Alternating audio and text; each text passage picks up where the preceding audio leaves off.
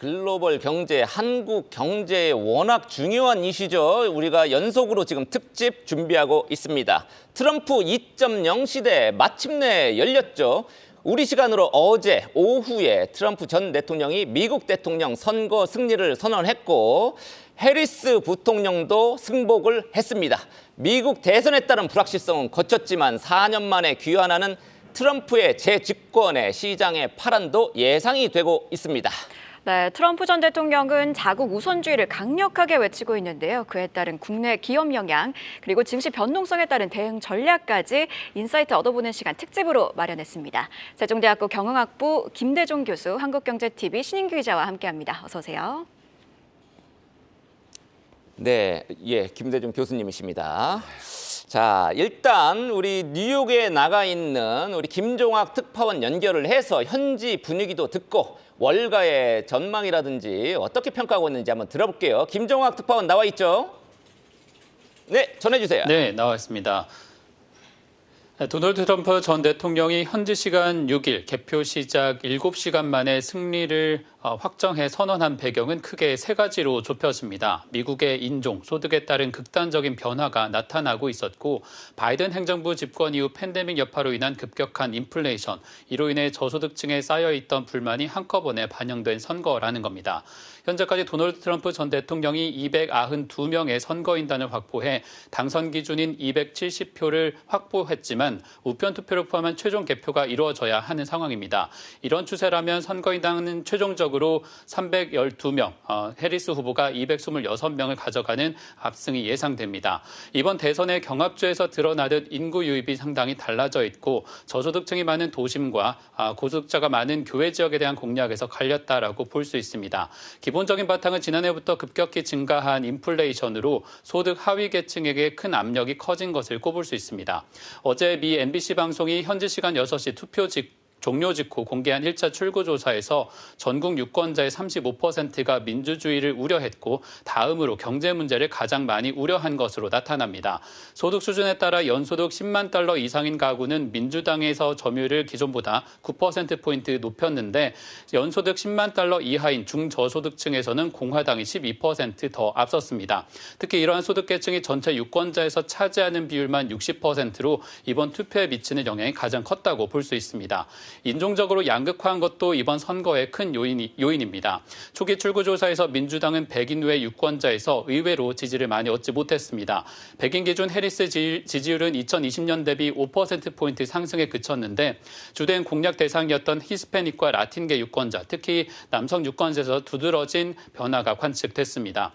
민주당은 해리스 후보의 인종을 내세워 이들 유권자를 공략했음에도 트럼프와 득표차를 좁히는 데 실패했고 라틴계 공화당에 대한 지지율은 2004년 조지 W. 부시가 기록한 44% 이후 최고인 53%로 추산됩니다. 또한 투표 참여율이 저조한 것도 민주당 해리스의 패착 요인으로 꼽힙니다. 2024년 약 1억 3,700만 명이 이번 선거에 투표에 참여했는데 투표일 기준 투표 참여율은 61% 수준입니다. 이는 지난 2020년 66% 기록에는 미치지 못하는 수준입니다. 해리스 후보가 비욘세, 레이디 가가 등 유명 연예인과 젊은 층들을 함께 공략했지만 득표에서 밀린 주요 원인 중 하나가 됩니다. 이로 인해 투표율이 절실했던 필라델피아, 밀워키 등을 공화당 트럼프 후보에 내주면서 승세가 뒤집힌 셈입니다. 이번 대선과 함께 치러진 의회 선거에서도 미 공화당이 상원에서 기존보다 2석의 의석을 더 늘려가면서 다수당을 차지한 상태인데 현재 개표를 진행하고 있는 하원에서도 다수당이 될지 큰 관심이 쏠리고 있습니다. 공화당은 하원에서 202석, 민주당이 현재 188석으로 공화당이 우위입니다. 트럼프 당선으로 인한 규제 완화에 대한 기대로 오늘 다우지수는 1,500포인트 하루 만에 폭등하고 사상 최고가 종목이 쏟아졌습니다. 월가 기관 투자자 가운데 마이클 하트넷 뱅크 오브 아메리카 수석 전략가는 금리 변동이 커지면서 은행과 기술주가 큰 수혜를 보겠지만 장기 국채금리가 오르고 주택건설사와 재생에너지 기업 등에게는 타격이 이어질 수 있다고 우려했습니다. JP모건은 감세 정책을 통한 경제 성장에 긍정적인 영향이 있을 것으로 전망했지만 월가 억만장자인 스탠리 드러킨 밀러는 시장이 트럼프의 승리를 이미 반영하고 있다는 조심스러운 입장도 내놓고 있습니다. 모건 스탠리는 공화당이 하원까지 가져가는 레드 수입이 현실이 된다면 기업들은 오히려 조달금리가 높아져 골디락스를 기대하는 환경이 어려워지고 무역정책 불확실성으로 인한 시장의 불안이 다시 일어날 수 있다고 우려하고 있습니다. 지금까지 뉴욕에서 전해드렸습니다. 네, 트럼프 전 대통령의 재선 성공으로 미국 빅테크 기업들의 희비는 엇갈렸습니다. 거액을 후원한 테슬라의 일론 머스크 CEO는요, 트럼프 대선 승리를 이끈 주요 인물로 부각이 됐고요. 페이스북, 인스타그램과 정지 등으로 좀 갈등을 빚어왔던 메타는 순환 시대가 시작될 거란 관측에 휩싸였습니다. 대선 이후 월가의 빅테크 전망은 어떤지 김예림 캐스터가 정리했습니다. 네, 2024 미국 대선, 미국의 선택은 도널드 트럼프였습니다. 트럼프가 매직 넘버 270석이 넘는 선거인단을 확보하면서 이제 백악관에 다시 입성하게 됐는데요. 그럼 트럼프 2기에 베팅한 빅테크 수장들은 과연 누구였는지 이들의 선견 지명을 먼저 확인해 보겠습니다. 전반적으로 캘리포니아 실리콘밸리의 기업인들은 민주당에 우호적이었습니다. 하지만 대선 후반부로 갈수록 트럼프의 당선 가능성이 높아지면서 빅테크 기업 수장들의 태도는 전환됐습니다. 먼저 순다르 피차이 구글 CEO와 팀 쿡 애플 CEO는 이렇게 직접 전화를 걸며 대화를 나누거나 심지어는 EU가 제기하는 반독점법 규제에 관해서도 논의했습니다. 제프 베이조스 아마존 창립자는 워싱턴 포스트의 해리스 지지 선언을 막아 논란이 되기도 했었죠. 머스크 CEO는 트럼프의 치어리더라고 불린 만큼 $100만 복권 행사를 열거나 또 직접 유세 현장에 나서기도 했습니다. 그럼 대선 후 월가에서 바라본 빅테크 기업들의 전망은 어떨까요? 사실 두 후보 모두 빅테크 기업들에게는 그렇게 호의적이지는 않았습니다. 먼저 CNBC는 바이든 정부의 반독점법 그리고 AI 행정명령을 우려했었습니다. AI 기술보다는 소비자들을 적극적으로 보호하기 때문에 아무래도 여러 가지 제약이 따르는데요. 때문에 오히려 기업들과 M&A에 우호적인 트럼프가 어쩌면 기업들이 더 선호할 수 있다고 분석했습니다. 트럼프는 기업인들의 법인세도 최대 15%까지 낮출 거라 선언하고 불필요한 규제들도 철폐하겠다고 말했는데요. 하지만 트럼프 당선인 기업들이 두려워하는 관세 카드를 제대로 꺼내들 작정이죠. 뱅크 오브 아메리카는 가장 큰 관세 피해 기업들로 엔비디아, AMD, 브로드컴을 꼽았습니다. 관세는 결국 생산 비용을 증가하게 만들고 최종적으로 판매 가격이 인상되기 때문에 잠재적인 역풍으로 작용한다고 보고 있는데요. 여기서 저렴한 이민자들의 노동력마저 감소하게 된다면 기업들의 부담이 더욱 커질 전망이고요.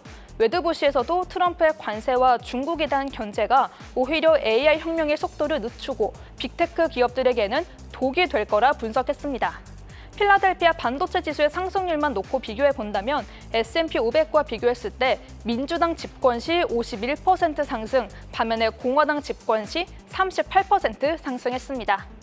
이어서 투자자들이 가장 주목하는 두 기업, 엔비디아와 테슬라는 대선 전후로 어떤 변화가 있을지도 짚어보겠습니다. 엔비디아는 누가 당선되든 미국 정부로부터 계속해서 압박을 받을 전망이 있었습니다. 특히 트럼프 전 대통령은 대만의 TSMC를 겨냥하며 대만이 미국의 반도체 산업을 훔쳐갔다고 주장했고 중국과 같은 관세를 부과해야 한다고 말했는데요. 그렇게 된다면 TSMC뿐만 아니라 TSMC의 가장 큰 고객인 엔비디아에게도 악재로 작용할 것입니다. CNBC에서는 오히려 미국의 전통적 반도체 기업인 인텔이나 텍사스 인스트루먼트가 수혜를 볼 수 있다고 진단했습니다. 반대로 테슬라는 오늘장 주가가 말해주고 있죠. 트럼프 전 대통령은 청정 에너지를 추구하는 바이든 정부와 반대 행보를 보일 예정이지만 일론 머스크 CEO는 현재 트럼프와 친밀한 관계를 유지하며 유세 현장에도 적극적으로 나섰습니다.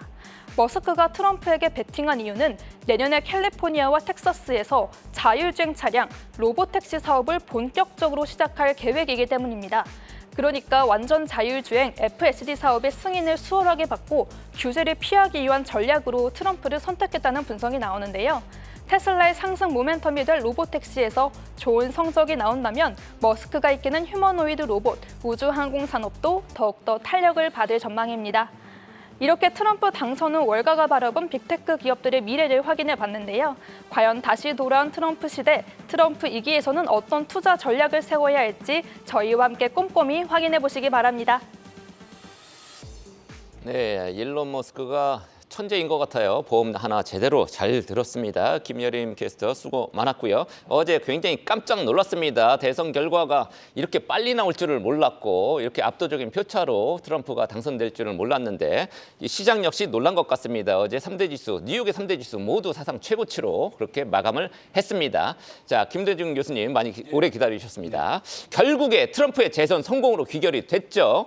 자, 4년간 국제사회에 굉장히 큰 영향을 받을 거란 말이죠. 지금 성장률 전망치도 재수정해야 된다 뭐 이런 얘기도 나오고 있는데 무엇보다 한국에 굉장히 큰 영향을 끼칠 거란 말이죠. 어떤 경제정책 변화 그리고 영향 끼칠 걸로 보십니까?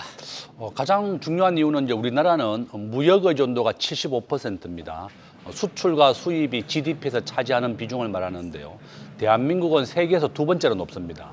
한국은 교역으로 먹고 사는 나라다. 에너지를 100% 수입하고 그것을 가공을 해서 반도체, 자동차, 기계 이런 거 수출을 해서 먹고 사는 나라인데 지금 트럼프가 가장 중요시하는 것은 자국 우선주의입니다. 이번에 트럼프가 선거에서 이긴 이유도 가난한 백인들, 중산층 이하의 백인들이 압도적으로 트럼프를 지지했습니다. 미국의 현재 기준금리는 5.0%입니다. 여기에다가 가상금리를 더하게 되면 미국 국민들이 한 7%에서 8%로 대출금리를 쓰고 됩니다. 이렇게 고금리라든지 고물가가 바로 해리스가 떨어지게 한 큰 원인이었고 트럼프가 당선된 것이다. 그래서 결론은 우리나라는 전체 수출의 33%를 중국에 하고 있고 전체 수출 한 20%가 미국입니다. 그러니까 우리나라는 지금 중국에 수출하던 것을 미국으로 바꿔야 된다. 지금 트럼프는 미국에서 생산된 물건, 미국에서 생산되지 않은 물건에 대해서는 중국 제품에 대해서는 60%의 고관세고 한국 제품에 대해서는 10% 고관세를 추가로 부여하겠다고 했습니다. 미국의 현재 평균 관세율은 2.5%입니다. 여기에다가 한국 제품에 대해서 10%를 더 부과하겠다는 거기 때문에 지금 현재 삼성전자는 텍사스의 평택 공장에 11배 크기로 공장을 짓고 있습니다. 현재 2026년도에 개장될 예정이다.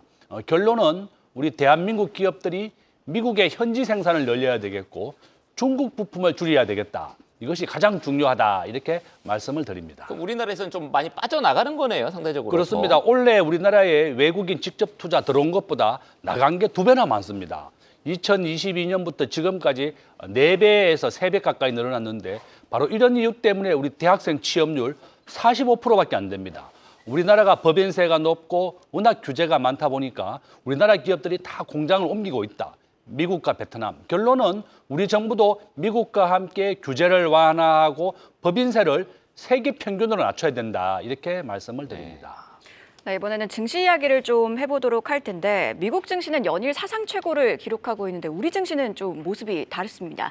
미국과 한국 증시의 디커플링이 국내 투자자들에게 작지 않은 고통을 줘왔는데요. 이렇게 두 증시 차이는 뭐라고 생각하시나요? 우리가 이제 글로벌 주식 비중을 보면 미국이 60%를 차지하고 한국은 1.5%밖에 차지 안 하지 않습니다. 미국은 계속 50%에서 60%로 전 세계 글로벌 비중을 계속 증가하고 있다. 가장 큰 이유는 기업하기 좋은 환경입니다. 앞에서 말씀드린 것처럼 미국의 법인세는 지금 현재 21%입니다. 미국과 OECD 평균이 21%, 한국은 26%입니다. 전 세계에서 법인세가 가장 높은 수준에 포함되어 있고 대한민국의 경쟁국인 싱가포르는 법인세가 17%이고요. 주식과 관련된 세금이 하나도 없습니다. 배당세도 없고 소득세도 없고 이번에 우리가 검투세를 폐지했지만 당연히 검투세도 없습니다. 상속세도 0원입니다. 이러니까 우리나라의 부자들은 다 지금 싱가포르나 미국으로 계속 옮기고 있다. 결론은 우리나라는 전 세계에서 스마트폰을 가장 잘 만드는 나라인데요. 우버를 금지시켰습니다. 에어비앤비도 금지되어 있습니다. 이와 같이 타다, 우버, 에어비앤비 4차 산업혁명의 가장 선도적인 국가인데 이렇게 신산업을 다 금지했습니다. 호주 같은 경우도 우버가 도입이 됐는데 호주는 우버를 도입하고 우버가 벌어들인 돈의 10%가 택시 산업에 기부가 됩니다. 그래서 구산업과 신산업이 함께 성장해야지 나라 경제가 성장하는데 우리 대한민국은 택시 기사들이 반대한다고 해서 우버를 금지시켰고 외국인들이 가장 놀라는 것이 바로 우버가 금지된 나라다. 결론은 우리나라 정부가 국회가 빨리 법인세를 세계 평균으로 낮춰야 되겠고 또 우버라든지 이 신산업을 허용해서 대한민국에 성장하게 만들어야 된다. 이렇게 말씀드립니다. 예, 앞서 나가지는 못하더라도 글로벌 스탠다드 정도만이라도 따라줬으면 좋겠습니다. 이게 다 이제 법안을 좀 바꿔야 되는 그런 부분이라서 이제 뭐 정치권도 좀 노력을 해야 될 것 같고요. 어찌됐든 트럼프 2기 행정부 출범이 예고되면서 일단 조금 길어지지 않을까 이런 걱정, 불확실성은 깔끔하게 사라지긴 했습니다. 하지만 어떤 변수가 또 다가올지 모르죠. 이번에 트럼프 당선 못지않게 미국의 상하원 어느 당이 또 이길 건지 이것도 우리가 관심 있게 지켜봤습니다. 지금으로서는 공화당이 이길 가능성이 높아 보이는데 리스크도 굉장히 있을 것 같습니다. 우리 경제 입장에서 또 주가 향방도 궁금하고 신인기 기자가 요거 관련해서 좀 취재를 해왔다고 합니다. 예, 이번에 미국 선거 결과를 두고 월가 그리고 미국의 등지에서 계속해서 나온 단어가 있습니다. 공화당에 새긴 레드, 이 붉은색으로 대통령과 상원, 하원 모두 싹쓸이가 됐다는 레드 스윕이 그 단어인데요. 행정부를 지지할 수 있는 이 입법 동력까지 마련이 됐다는 겁니다. 미국의 상원 같은 경우는 공화당이 4년 만에 다수당이 될 전망입니다. 미국이 50개 주에서 각 2명씩 모두 100명의 상원 의원을 두는 구조고 직전까지는 민주당 48명 그리고 공화당 49명, 무소속 3명의 의원으로 구성이 됐습니다. 이 가운데 이 무소속 의원 3명이 모두 민주당 총회 참석을 하면서 사실상 51대 49로 민주당 우세의 구도가 있었는데 현재까지 개표 상황 보면요. 기존에 민주당 후보가 당선됐던 이 몬태나라든가 웨스트 버지니아 그리고 오하이오 이런 곳에서 공화당 후보가 당선 유력이 뜨는 소위 플립 현상이 나타나면서 공화당이 개표 완료 전에도 52석을 확보한 것으로 지금 나타났고요. 그리고 전체 435석 가운데 218석을 확보해서 근소한 다수당 지위를 차지했던 이 하원은 공화당이 근소하게 차지했던 하원은 지금 선거 결과 끝나면은 공화당이 다수당 지위가 조금 더 확대될 그러니까 더 많은 의석을 차지할 가능성이 높아졌습니다. 공화당 하원 의원이 당선됐던 기존 지역구에서 민주당 후보가 당선된 곳이 현재까지 2곳인데 반대로 민주당 지역에서 공화당 후보가 당선된 곳이 6곳으로 더 많거든요. 순수하게 지금 현재까지 4석을 더 차지할 수 있는 현상들이 지금 나타나고 있는 겁니다. 그래서 이런 레드 스윕 현상을 시장이 어떻게 해석할 것인가를 보자면 우선 상원에서 다수당 지위를 잃게 된 민주당 바이든 행정부는 레임덕 현상이라고 하죠. 정부 막판의 동력이 많이 사라지는 현상. 이것이 가속화될 수 있다는 가능성에 따라서 시장이 움직일 수 있다는 얘기. 월가에서부터 지금 나오고 있습니다. 기존에 바이든 정부가 추진했었던 그래서 그에 따라 움직였던 시장의 투자 심리가 좀 꺾이거나 반대로 움직일 수 있다는 것인데 대표적인 것이 친환경 관련주 투자 심리일 겁니다. 레드 스윕이 일어난 미국 행정부 의회에서 트럼프 대통령 당선인이 기존에 공약했던 대로 IRA법, 그러니까 미국에서 행정부 중심으로 재생에너지 배터리에 투자했던 법안 자체를 폐기할 것이라고 얘기를 했는데 이 동력이 지금 마련된 상황이기 때문입니다. 그래서 지금 같은 환경에서는 민주당의 기존 정책을 지우는 공격적인 정책이 추가로 법제화될 가능성도 높고 이런 심리가 시장에 먼저 반영될 점을 유의를 하셔야겠습니다. 트럼프가 이겼고 상원도 차지를 사실상 했고 하원 역시. 하원도 지금 이길 가능성 원래 다수당이었으니까 하원에서 그래서 레드 스윕이 나오는데 연방 대법원도 지금 보수가 더 우위란 말이죠. 권력을 거의 이제 공화당, 보수, 트럼프 다 장악하게 되면서 리스크 그에 따른 법안 리스크가 좀 커졌다 이렇게 정리되겠네요. 생각보다 더 커졌다라고 보시는 게 맞겠습니다. 네, 생각보다 더 커진 그런 리스크 한번 점검해 보시면 좋을 것 같습니다. 자, 이번에는 중동 리스크 이야기를 해야 될 것 같은데요. 중동 전쟁이 진행되고 있는 와중에 북한은 또 우크라이나 전쟁에 참전을 했고요. 중국의 대만 위협도 여전한 상황입니다. 트럼프 정부 2기에서 어떤 지정학적 변화가 예상되는지 김대중 교수님 어떻게 보시나요? 저는 오히려 이것이 위기가 기회가 될 수도 있다 이렇게 봅니다. 우리 대한민국은 현재 방위 산업이 굉장히 주축이 되고 있는데 우리나라는 미국 다음으로 지금 방위 산업의 수주고가 세계 2위까지 올라왔습니다. 전 세계에서 가장 빨리 전차라든지 탱크, 자주포를 만드는 나라가 대한민국밖에 없습니다. 바로 이런 이유 때문에 현재 기준으로 우리나라의 방위 산업 수주고가 세계 2위까지 올라왔고 아마 트럼프는 본인이 얘기했습니다. 모든 나라가 스스로가 자국의 방어를 해라. 트럼프 대통령 1기 때 우리나라가 미사일 사정거리가 600km까지 늘어났습니다. 우리나라 현무가 베이징까지 도달할 수 있게 만들어줬습니다. 오히려 이렇게 스스로가 모든 나라가 스스로가 자국을 방어하고 스스로를 지켜라. 지금 현재 우리나라의 주한미군이 한 2만 7천 명 정도 주둔하고 있는데요. 현재 1조 5천억 정도 우리가 방위비를 분담하고 있습니다. 트럼프의 모든 이런 전략은 보면 우리가 미치광이 전략이라고 부릅니다. 왜냐하면 이렇게 방위비를 6배 올려달라 이렇게 과거에도 얘기했습니다. 그러면 모든 나라가 깜짝 놀라서 우리나라가 이렇게 방위비를 20, 30% 급등을 시켜주고 머물렀게 했고, 저는 우리나라가 이와 같이 트럼프에 대해서 이런 지정학적 위기를 오히려 기회로 만들어야 된다. 우리 대한민국은 현재 미국에 요청하고 있는 것은 핵 잠수함을 만들게 해달라. 또 우리나라 국민 70%가 스스로 핵무장을 하는 것을 찬성하고 있습니다.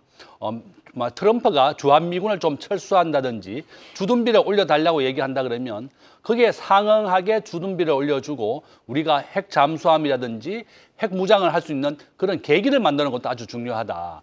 우리는 항상 위기를 기회로 만들어야 되겠다 이렇게 말씀을 드립니다. 네, 중동 같은 경우에는 뭐 트럼프가 워낙 이스라엘하고 친하니까 뭐 분쟁이 좀 지속될 수 있겠지만 우크라이나 러시아 전쟁은 금방 끝내겠다 본인이 얘기했단 말이죠. 그거는 어떻게 보세요? 저는 아마 이제 좀 북한도 한 12,000명 정도가 투입이 됐기 때문에 전쟁은 좀 더 장기화가 될 겁니다. 내년 1월 20일경에 이제 트럼프가 취임을 하게 되는데 트럼프는 빨리 끝내겠다고 얘기했습니다. 아마 과거에도 김정은을 2번 만났었는데요. 아마 저는 그렇게 봅니다. 아마 트럼프는 직접 단판을 지어서 결정을 할 것이다. 그렇다면 바이든과 다르게 빨리 조기에 종결을 할 수도 있다. 이렇게 전망할 수 있습니다. 네, 그러면은 이제 트럼프 트레이드로 분류가 됐었던 우크라이나 재건 관련 종목들도 뭐 한번 들여다보실 필요가 있겠네요.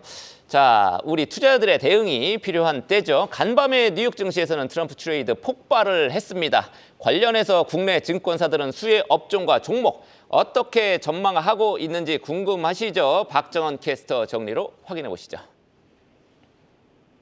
도널드 트럼프 전 미국 대통령이 이제 대통령 앞에 붙은 전이라는 글자를 떼고 제47대 대통령으로서 4년 만에 백악관에 재입성하게 됐습니다. 증권가가 바라본 트럼프 수혜주 과연 어떤 업종과 종목들이 이름 올렸을까요? 주요 증권사들이 주목한 섹터에는 방산과 원전, 화석에너지 밸류체인이 자리했고요. 그리고 내연기관 자동차 섹터의 강세도 전망됐습니다. 이 밖에 금융주와 가산자산 테마의 수혜를 기대한 증권사들도 있었는데요. 우선 트럼프 수혜주 하면 떠오르는 대표적인 섹터죠. 바로 방산입니다. 삼성증권은 트럼프 당선인이 자국 우선주의와 함께 특유의 고립주의적 정책 기조를 보여 방산주 등 산업재가 부각될 거라고 전망했고요. 국제분자인 개입 최소화를 주장하는 목소리에 K 방산주 수혜가 유망됩니다. 한화 에어로스페이스와 현대로템, LIG 넥스원 등 대표적인 방산주들 어제 일제히 상승 랠리 펼치기도 했습니다. 이어서 원전과 전력입니다. 앞서 트럼프 후보는 당선 시에 원자력 규제위원회를 개혁하고 소형 모듈 원자로를 중심으로 재차 원전 산업을 육성하겠다고 공언한 바 있는데요. 이에 대신증권은 전력 인프라 확충은 AI 시대의 숙제라고 짚었고 상상인증권도 원자력은 24시간 내내 활용 가능한 자원이고 트럼프의 원전 활성화 공약으로 한동안 상승세를 지속할 것이라고 분석한 만큼 한전기술과 HD현대일렉트릭, 두산에너빌리티 등 관련주 강세 기대됩니다. 다음으로 화석에너지와 조선 섹터입니다. 트럼프 당선인은 줄곧 전통적 에너지의 개발을 장려하며 생산 확대를 내세웠습니다. 파리 기후협약 재탈퇴 가능성까지 제기됐고 어제 2차 전지주가 하락하는 등 이미 시장은 반응을 하고 있는데요. 신한투자증권은 트럼프가 미국 내 에너지 개발을 장려하고 LNG 수출 설비 확충을 주장하는 만큼 화석에너지와 조선주를 주목해야 한다고 조언했습니다. 대표적인 정유주들을 비롯해서 조선주 안에선 슈퍼사이클 기대감과 함께 넉넉한 수주잔고로 호실적까지 유망되는 조선 3사가 언급됐습니다. 이어서 전 방위적인 규제 완화로 금융과 가상자산 수혜도 예상됐습니다. 특히 KB증권은 트럼프 1기 때 볼커를 완화 방안을 추진한 바 있는데 이후 금융주들의 상승 흐름이 관찰됐다고 분석했습니다. 하루 만에 9% 급등하며 7만 6천 달러, 사상 최고가를 터치한 비트코인 등 가상화폐와 함께 금융주 주가 움직임 주시하셔야겠습니다. 다음으로 제약바이오 섹터는 중국 견제를 위한 생물보안법 보호법 덕분에 국내 기업들의 반사 이익이 전망됩니다. 증권가는 생물보안법이 연내 상원을 통과해 대통령 서명까지 완료될 것으로 보인다며 삼성 바이오로직스와 셀트리온, SK 바이오팜을 수혜주로 꼽았습니다. 그런데 주의해야 할 점도 있습니다. 트럼프 1기 때를 돌이켜보면 당시 수혜주로 꼽혔던 금융이 크게 언더퍼폼, 그러니까 시장 수익률을 하회했고 피해주로 꼽혔던 친환경주들은 큰 급증세를 그려내기도 했습니다. 이번에는 일론 머스크 테슬라 CEO가 트럼프의 대선 드라마에서 큰 조역 역할을 한 만큼 전기차와 2차 전지 섹터엔 또 어떤 영향이 갈지 궁금한데요. 어제 승리 연설에서도 트럼프가 직접 A star is born, 일론, 그러니까 새로운 스타가 탄생했다. 그리고 그게 머스크라며 미국에서 가장 중요한 사람 중 하나라고 말하기도 했습니다. 한편 시장에서는 업종 전략 역시 단순히 후보들의 공약이나 정책이 아니라 매크로와 업황 전반을 기반으로 봐야 한다는 진단 나온 점 투자에 참고해 보시죠. 이렇게 증권사 리포트로 바라본 트럼프 수혜주들 점검해봤습니다. 네, 대선 후에도 미중 갈등은 여전할 거란 관측들이 지배적입니다. 미국과 중국은 한국의 양대 수출국인데 트럼프 대통령 시대를 맞아 우리 경제와 기업들은 어떤 전략을 짜야 될까요?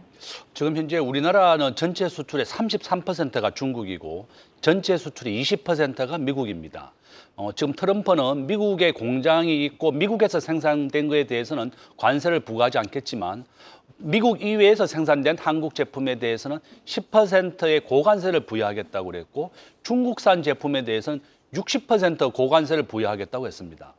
지금 시진핑 중국의 국가주석이 30년 집권을 작년부터 시작했습니다. 중국이 간첩법이 발동이 되었습니다. 중국에서 지금 현재 외국인 관광객 95% 급감을 했고 외국인 투자 90%가 줄었습니다. 우리나라 현대자동차 중국 공장이 5개 있는데요. 지금 4개가 다 문 닫았습니다. 90%가 철수를 했거나 매각을 했고 신세계와 롯데가 중국의 현지에 생산됐던 이마트부터 해서 롯데마트 모두 다 매각을 했습니다. 이와 같이 중국이 불매운동을 벌이면서 완전히 철수를 했다. 베트남으로 다 옮겼습니다. 요점은 우리 대한민국의 무역 의존도를 중국에서 미국으로 바꿔야 되겠다. 지금 현재 미국이 중국을 본격적으로 견제를 하고 있는 가장 큰 이유가요. 우리가 GDP 기준으로 본다면 미국이 22조 달러, 중국이 한 17조 달러 정도 됩니다. 그러니까 중국의 GDP가 미국의 70% 이상 따라오게 되니까 미국이 본격적으로 견제를 하기 시작했고 인공지능 반도체부터 해서 주요한 부품을 더 이상 중국에 수출도 하지 마라. 우리 대한민국은 삼성전자 반도체 공장 시안에 있습니다. 전 세계에서 가장 큰 반도체 공장인데 35조 원을 투자해 놨습니다. 하이닉스도 마찬가지로 35조 원을 중국에 투자해 놨다. 총 70조 원을 우리나라가 메모리 반도체가 중국에 있는데 이런 최신형 반도체 더 이상 중국에 공급도 하지 말라고 얘기했습니다. 요점은 우리 대한민국이 이제 중국에서 미국으로 방향을 틀어야 된다. 우리 지금 현재 전 세계 수출 시장에서 중국이 차지하는 비중은 13%밖에 안 됩니다. 그렇지만 우리나라는 전체 수출의 33%나 중국에 의존하고 있었기 때문에 우리의 중국에 대한 의존도를 최소한 절반 이하로 줄여야 되겠다. 15% 이하로 줄여야 되겠고 미국 중심으로 해야 됩니다. 우리가 미국의 현지 공장을 많이 만들고 미국과 관련된 미국에 수출하기 위해서는 중국산 부품을 최소한으로 줄여야 된다. 이렇게 말씀을 드립니다. 네, 중국이 시진핑 리스크라고도 할 수 있을 것 같아요. 중국몽이란 거를 너무 빨리 꺼내지 않았나 뭐 이런 생각도 들고요. 미국이 본격적으로 견제하면서 부메랑을 좀 맞고 있는데 미국으로 수출 비중을 빨리 바꾸는 그런 기업들도 우리가 이제 주목을 해볼 필요가 있을 것 같습니다. 교수님이 아까 뭐 자주국방도 말씀하셨고 트럼프 시대에 이제 관세 인상이라든지 무역 장벽 더 강화되는 거 이런 얘기를 해주셨는데. 위기를 기회로 바꿀 그런 우리 틈새 전략 뭐 여러 가지 이런 것들을 우리 투자자 입장에서는 생각을 해봐야 되겠죠. 앞으로 주목해 볼 만한 트럼프 2.0 시대에 우리가 좀 따져봐야 될 국가나 지역 어떤 데가 있을까요? 저는 우리가 이제 이번 기회에 오히려 위기를 기회로 만든다 그러면 우리가 트럼프 1기 시대를 경험해 보면 되겠습니다. 오히려 미국은 무역 의존도가 20%밖에 안 되고 일본은 28%밖에 안 됩니다. 우리 대한민국은 무역 의존도가 75%입니다. 미국과 미국과 일본은 전부 다 내수 중심 사회입니다. 일본 국민들의 1인당 수출액 대비 우리 대한민국이 3배 정도 많습니다. 우리가 압도적으로 일본을 능가하고 있고 1인당 국민 소득이나 1인당 소비 지출액 다 우리가 이제 일본을 이겼습니다. 미국의 1인당 국민 소득 한 7만 달러 정도 됩니다. 미국이 자국 우선주의로 나가고 할 때 우리는 반대로 다변화를 해야 됩니다. 오히려 무역 시장을 넓히고 교역을 확대하고 지금 우리나라는 미국이 탈퇴한 TPP, 환태평양 경제협력조약에 우리는 지금 가입되지 않습니다. 중국이 만들었던 RCEP은 가입이 되어 있는데 일본이 주도해서 만든 TPP는 우리가 탈퇴됐다. 지금 현재 우리는 TPP에 적극적으로 가입할 필요가 있습니다. 현재는 CPTPP로 이름이 바뀌었는데 우리가 한국과 일본은 FTA는 체결되어 있지 않지만 이렇게 우호적 다자협약은 가입되어 있습니다. 요점은 우리가 미국이 자국 우선주의로 나갈 때 우리가 교역을 확대하고 인도 시장, 특히 지금 현재 전 세계 1위는 인도로 바뀌었습니다. 금년부터 인도가 14억 인구가 되었고 중국은 한자녀 낳기 운동을 했기 때문에 앞으로 9억까지 인구가 크게 줄어들게 됩니다. 우리가 인도 시장을 더 유심히 봐야 되겠고 이번 기회에 오히려 시장과 교역을 확대하는 기회로 만들어야 되겠다. 우리가 방위산업 지금 현재 세계 2위까지 올라왔습니다. 앞으로 전 세계가 더 모든 나라가 스스로가 지켜야 된다는 것이 바로 트럼프이기 때문에 이 방위산업 특히 유심히 봐야 되겠고 저는 항상 말씀 많이 드리는 게 글로벌 주식의 비중에서 미국이 60%이고 한국은 1.5%밖에 안 됩니다. 그래서 미국과 한국을 동시에 투자해야 된다. 미국의 1등 주식은 바로 엔비디아고 한국은 삼성전자입니다. 1등 기업에 투자하는 것도 아주 좋은 전략이다. 이렇게 말씀을 드립니다. 1등 삼성전자가 요즘은 조금 불안합니다. 예. 네, 그러면 자산군 입장에서 보자면 내년 글로벌 시장에선 어떤 자산에 주목해 보면 좋을까요? 저는 이제 우리나라가 외환보유고가 4,100억 달러밖에 안 됩니다. 우리가 BIS라고 해서 국제결제은행이 얘기하는 것은 우리나라의 적정한 외환보유고를 9,300억 달러라고 얘기하고 있습니다. 우리나라는 지금 현재 외환위기라든지 금융위기에 대해서 안전하다고 얘기하지만 저는 방심해서는 안 된다. 지난 50년간 우리나라 환율은 85% 확률로 우상향입니다. 지금 아르헨티나가 12번째 외환위기를 겪고 있습니다. 위와 같이 국가 파산, 외환위기는 반복되어 일어나는 거고 지금 현재 기준으로 22개 나라가 외환위기를 겪고 있습니다. 우리나라는 전체 외환보유고가 국가 GDP 20%밖에 안 됩니다. 바로 이런 이유 때문에 우리나라 환율은 계속 급등하고 있고 내년에도 트럼프에 집권하게 되면서 환율은 더 오르게 될 것이다. 지금 현재 1,400원까지 올라왔는데요. 이런 추세라 그러면 우리가 과거에 1,600원까지 갔었습니다. IMF 때는 2,000원까지 갔었다. 결론은 우리가 항상 국제금융위기에 대해서 절대 안심해서는 안 되겠고 우리가 무역 흑자가 날 때마다 외환보유고를 비축해야 된다. 저는 이것을 말씀드리고 저는 금이라든지 전체 투자 금액의 한 10% 정도는 금에 투자해라. 금은 90% 확률로 계속 우상향합니다. 결론은 미국은 앞으로 매년 1%씩 기준금리를 인하합니다.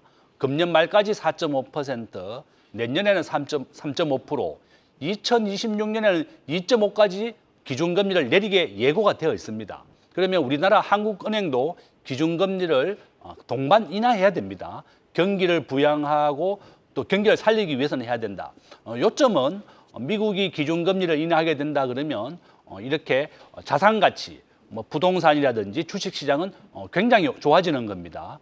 미국이 이렇게 사상 최고치를 갱신하고 있기 때문에 우리 대한민국도 정말 주식 정시를 좀 부양해야 됩니다. 이번에 검투세는 폐지됐지만 미국이나 싱가포르 수준으로 기업하기 좋은 나라를 만들고 규제를 완화해야 하면 주가가 오릅니다. 우리나라 종합주가지수 3,300에서 지금 현재 2,700이니까 그죠? 마이너스 30%입니다. 우리나라는 마이너스 금년에 주식이 한 8% 내렸고 미국은 25% 올랐습니다. 미국과 일본, 대만 전부 다 플러스 25%가 넘는데 한국만 마이너스 8%다. 이것이 바로 정부와 국회가 해야 될 일이다. 이렇게 말씀을 드립니다. 네.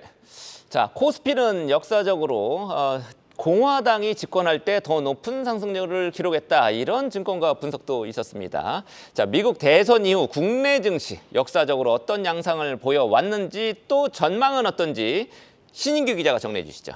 네, 최근에 30년간 이 미국의 행정부 집권당이 어디냐에 따라서 코스피 수익률 어떻게 바뀌었나 찾아봤더니 숫자상으로는 사실 유의미한 차이가 있었습니다. 말씀하신 대로 공화당 정부가 집권할 때 평균 13.3% 올랐는데요. 민주당 정부가 집권했을 때는 5.6%의 코스피 수익률이 집권기에 있었던 것을 감안하면 상대적으로 이번 선거 결과처럼 공화당 후보가 미국 대통령에 당선됐을 때 우리 증시 더 많이 올라왔던 것이죠. 조금 위안이 되네요. 조금 위안이 된다고 볼 수 있지만 뭐 변수도 있겠습니다. 어쨌든 이런 숫자만 봤을 때 말씀대로 우리 투자자분들께서는 공화당 측 후보인 트럼프가 미국 대통령에 당선된 것이 상대적으로 긍정적인 환경 아닐까 생각해 볼 수가 있을 겁니다. 이유도 사실 있는데요. 미국 공화당 집권기에 코스피 상승률이 유의미하게 높았던 것, 이런 해석이 있습니다. 공화당이 보통 대체로 석유, 화학 이런 전통 산업을 중시하는 정책을 펼쳤습니다. 여러 가지 이해관계도 그렇고요. 이게 내년부터 출범한 트럼프 행정부 역시 마찬가지일 겁니다. 그리고 산업 구조상 자동차, 화학, 정유, 차화정이라는 말까지 있는 우리나라에도 이런 미국의 전통 산업 중시 정책이 기존의 제조업 실적에 유의미한 추가 효과를 일으켜왔다는 해석이 존재하고요. 그런데 지금 미국이 가져가고 있는 시대 정신이 어느 방향으로 가고 있냐, 이 부분을 좀 살펴볼 필요가 있겠습니다. 여러 상황을 고려하면 아까 교수님께서 설명해 주셨다시피 지난 2018년, 2019년 미국 그리고 중국의 무역 전쟁이 불붙었을 때 그때 시점, 자국 중심주의가 상당히 강했을 때 당시에 우리 기업들도 철강 반덤핑 문제라든지 뭐 세탁기 가지고도 트럼프 대통령이 한국 LG 세탁기 뭐 얘기하고 그랬었습니다. 그때 막 싸우고 그랬었는데 그런 관세 리스크라든가 무역 장벽에 대비하는 우리 리스크 이런 것들을 살펴봐야 될 건데 무역 장벽이라는 대외 리스크가 더 커진 환경이라면 이게 시장의 중론이라면 지금 상황에서 한편으로 안전한 투자 전략은 어디에 또 있을까 이런 내용들이 존재하겠죠. 증권가에서는 리스크 해치 차원에서 배당과 저평가주 중심의 이 밸류업 수혜주가 어쩌면은 트럼프 시대의 한편으로 해치 전략이 될 수 있다 이런 얘기들을 하고 있습니다. 실제로 2018년, 2019년 미국의 무역 전쟁, 미중 무역 전쟁이 절정에 달았던 이 때를 고려를 했을 때 지금 밸류업 프로그램에서 중점적으로 보고 있는 배당이라든가 바이백, 그러니까 자사주 매입 이런 지표가 좋았던 국내 종목의 주가 수익률이 상대적으로 좋았다 이런 점들을 돌이켜 보면은 이런 증권가의 해치 전략 측면에서의 밸류업 목소리 이런 부분에도 귀 기울일 필요는 있어 보입니다.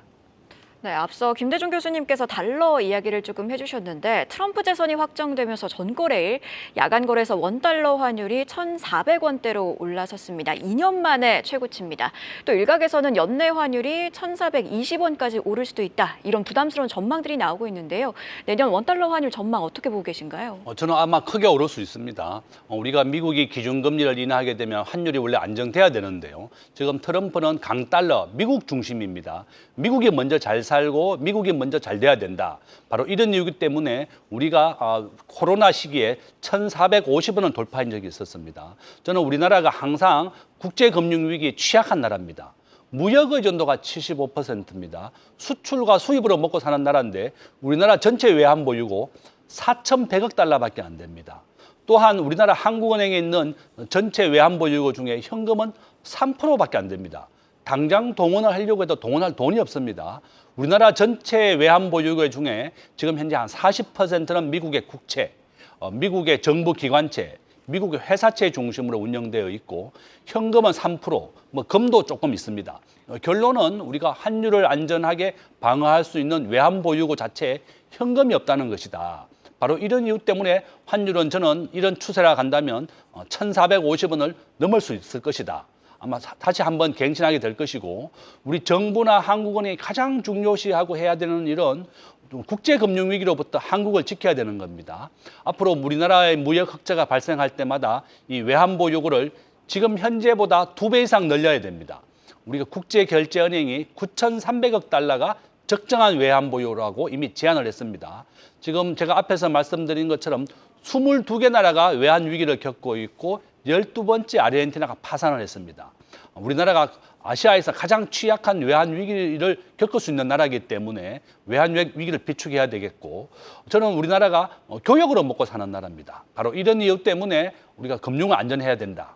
우리나라가 GDP는 세계 10위이고 제조업 수출액 기준은 세계 5위입니다.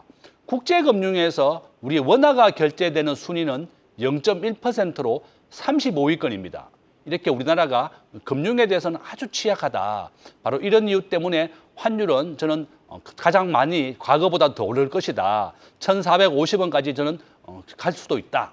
정말 다 대비해야 된다. 이렇게 말씀을 드립니다. 원화 약세가 문제인데 뭐 핵심에는 이제 달러 강세가 있겠죠. 근데 우리만 당할 수는 없죠. 엔화도 지금 약세 보이고 있지 않습니까? 엔화 역시 비슷한 상황이죠. 그런데 이제 엔화라고 하는 것은 기축통화입니다. 우리가 이제 결제해서 우리 결제할 수 있는 걸 말하는 건데요. 엔화도 마찬가지입니다. 미국이 전 세계에서 우리가 IMF 기준으로 결제되는 퍼센트를 본다면 달러가 한 60%, 그다음에 유로화가 한 25%, 그다음 엔화와 파운드화입니다. 우리 대한민국의 원화는 기축통화국이 아니기 때문에 국가가 부채를 줄여야 되겠고 우리가 재정 건전성을 중요시하고 있는 겁니다. 우리가 뭐 당연히 이제 중국이나 엔화에 대해서도 이제 우리가 비교를 하지만 더 중요한 것은 우리나라의 국제금융의 경쟁력이 세계 35위권밖에 안 되고 0.1%밖에 안 된다는 겁니다. 우리가 제조업 중심에서 금융도 육성하고 대비해야 된다. 이렇게 말씀을 드립니다. 네, 우리 원화의 국제 통화 위상도 높아져야 되겠고 중요한 건 우리 기초 체력이 조금 많이 길러져야 되겠습니다. 원화를 좀 튼튼하게 하는데 그런 부분이 좀 필요한 것 같은데 문제는 우리의 기초 체력이 지금 내수 부진 속에서 수출까지 지금 피크아웃 얘기가 계속 나오고 있습니다. 성장률 3분기 0.1% 충격적이었죠. 첫 분기도 마이너스 0.2였는데 자 이런 상황에서 현재 우리 한국은행의 기준금리 3.25밖에 안 된단 말이죠. 더 낮출 여력도 아주 미국에 비해서 많지 않은 것 같은데 자 대한민국의 성장률 전망 내년 어떻게 보시고 어떻게 우리가 헤쳐나가야 됩니까? 지금 현재 저는 올해보다는 우리가 내년에는 경제 성장률 좀 나을 것이다. 지금 현재 전 세계도 마찬가지입니다. 지금 현재 두 개의 전쟁이 지속되고 있습니다. 우크라이나 전쟁 또 이스라엘 전쟁이 지속되고 있고 우리나라는 에너지를 100% 수입을 해서 또 수출을 하는 나라입니다. 저는 아마 내년에 우리 경제 성장률은 지금 현재보다는 한 0.1% 좀 좋아져서 한 2.4% 예상하고 있습니다. 아 오히려 더 좋아질 걸로 보세요? 지금보다 좀 좋아져야 됩니다. 지금 미국이 기준금리를 앞에서 말씀드린 것처럼 매년 1%씩 내립니다. 현재 5.0인데요. 올 연말에 4.5까지 내리고 내년에 3.5까지 내립니다. 2026년에 미국은 기준금리를 2.5%까지 내리겠다고 이미 예고가 되어 있습니다. 그러면 우리나라도 가계부채를 이유로 해서 기준금리를 지금 안 내리고 있는데 실질적으로 우리나라의 은행의 연체율은 0.5%밖에 안 됩니다.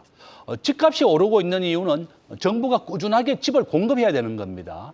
우리나라 아파트에 거주하는 국민이 전체 국민의 70%고 빌라에 사는 사람 한 25% 정도 됩니다. 결론은 아파트는 짓는데 5년 정도 걸립니다. 우리가 재건축은 한 15년 정도 걸립니다. 정부가 집값이 너무 급등하기 때문에 가계부채 이런 이유로 기준금리를 인하하지 않고 있는데요. 꾸준하게 주택에 대해서 아파트에 대해서 시장경제 원칙에 맡겨서 꾸준하게 공급을 해줘야 됩니다. 앞에서 말씀드린 것처럼 5년 정도 걸린다. 그래서 지금부터 꾸준하게 시장경제에 맡겨서 주택시장도 해야 되겠고 대출시장도 마찬가지입니다. 우리가 풍선 효과만 가져옵니다. 정부가 대출을 규제하고 은행 금리를 대출금리를 올리고 예금금리만 대출금리 올렸죠. 이번에 오히려 예금금리를 인하했습니다. 은행이 50조 원 이상 막대하게 큰 이익만 내고 있습니다. 결론은 정부가 대출 시장도 시장 경제에 맡겨야지 이것을 대출을 억누르게 되면 풍선 효과만 가져오는 것이고 우리 국민들만 더 힘들어진다. 우리나라의 동의합니다. 그래서 결론은 정부가 대출 시장이나 부동산 시장 전부 다 시장 경제에 맡기는 것이 가장 좋은 정책이다. 이렇게 말씀을 드립니다. 네, 지금 경제장관 회의가 진행 중이고 최상목 부총리 트럼프 정책 현실화 시 우리 경제에 상당한 영향이 있을 것이다. 빈틈없이 대응을 하겠다라고 이야기를 했는데요. 또 이외에도 MSCI 지수 속보가 전해졌네요. 현대 로템이 편입되고 KT와 셀트리온 제약은 제외가 됐는데 오늘 장에서 관련주들 어떤 흐름 보일지까지 지켜보시면 좋을 것 같습니다. 예상대로 됐네요. 네, 이렇게 트럼프 2기에 따른 우리 경제 영향 살펴봤는데요. 도움 말씀에 세종대학교 김대중 교수, 한국경제TV 신인규 기자와 함께했습니다. 고맙습니다. 계속해서 다양한 경제 이슈를 알고 싶다면 구독과 좋아요, 알림 설정 부탁드립니다. AI 캐스터 권미정이었습니다.